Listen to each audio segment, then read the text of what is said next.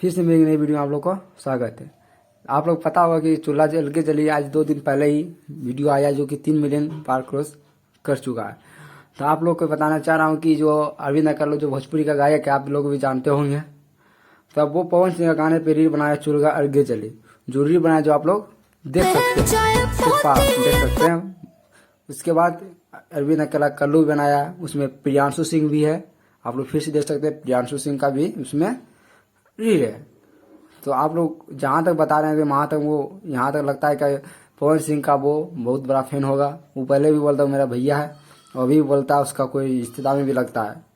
तो उस तरह पवन सिंह का गाने पर वो रील बना रहे हैं, आप लोग देख सकते हैं। अरविंद अकेला कल्लू और प्रियांशु सिंह जो म्यूजिक डायरेक्टर है पवन भैया का।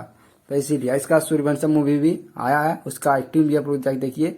टीजर रिलीज हो चुका है, आप लोग सूर्य म्यूजिक पे जाके देखिए और ढेर सारा प्यार आशीर्वाद उसको भी दीजिए।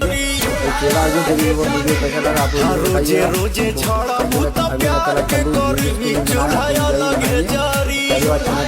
चैनल को सब्सक्राइब कर दें और लाइक कर दें। मिलते हैं किसी नेक्स्ट वीडियो में।